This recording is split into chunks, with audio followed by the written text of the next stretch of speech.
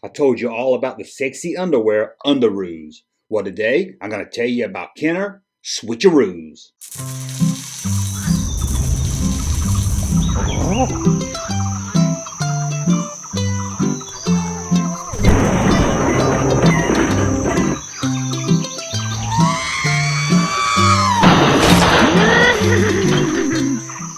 Welcome back to the Junk Room, everybody. It's me, the Junkman, and I'm coming back at you with a whole new video. Do you like that? I kind of did like a oops swoop thing that time. Anyway, what are we going to talk about today? Well, we're going to switch things up and talk about light switch covers. Whew, how exciting is that? We used to always talk about action figures, and then we moved on to talk about vintage Star Wars shoes. And yep, now we've reached the point where I'm going to tell you about light switch covers. Now, back in 1980, for the release of Empire Strikes Back, Kenner released a small line of Star Wars themed light switch covers. What exactly were these light switch covers? Well, first, let's go back before Star Wars. Now, I'm not really sure if Kenner did a whole line of these. I kind of did some research, but I only could find one made by Kenner, released before The Empire Strikes Back, and that was a strawberry shortcake light switch cover under the title Switcheroos. But you didn't come to this video to hear about strawberry shortcake light switches.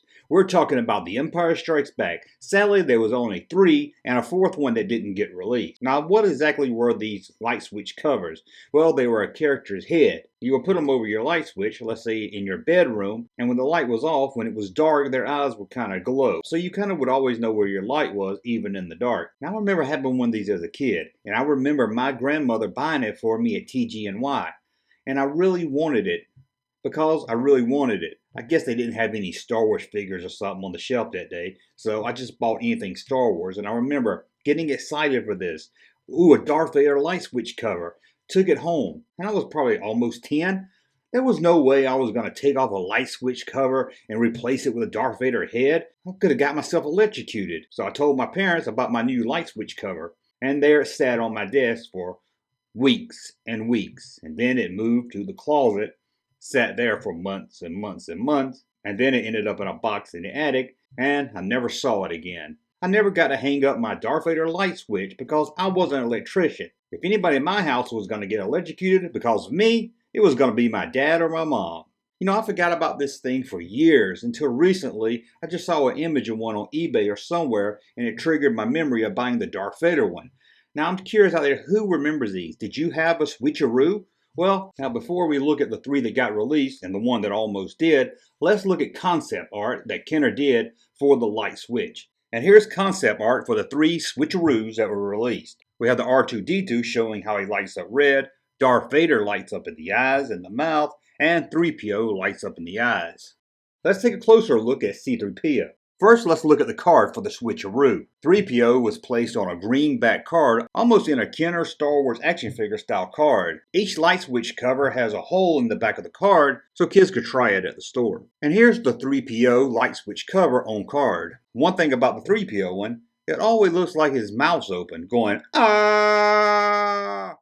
Now let's look at the smallest round droid of them all, R2-D2. And here's R2-D2's proof card. As you can see here, the back color for his card was blue. The R2 Switcheroo is a little different as it's not just the face, it's the whole body. As you can see here, the card and everything is about 11 inches tall, while the figure runs about 7 inches. Now there's one more Switcheroo left to look at, and it's the coolest of them all. It's the one I got and never got to hang up. Talk about someone ruining your childhood. Let's look at the Darth Vader Switcheroo. The color for the Darth Vader Switcheroo package was pink, or maybe that's some kind of light color red. And here's a closer look at the Darth Vader light switch cover on the card. That would have looked good on my wall. Only my parents loved me and would have hung it up for me. And they didn't want me to burn down the house trying to do it myself, did they? Let's look at the back of the package. The back of the package is the exact same for all 3 releases. It shows a blonde-haired boy with a bold haircut whose parents really loved him and hung up his C-3PO light switch cover. As you can see from the photo, he has his finger in 3PO's mouth. Oh no, I hope 3PO doesn't have teeth. The trigger in the mouth is how you would turn on your light or turn off your light to get 3PO's eyes to light up. Also on the back of the card is 5 easy steps to hang up your Star Wars Switcheroo light switch cover. On the back of the card was a little hole you could put your finger in. Just stick your finger in the hole and lift it up or down.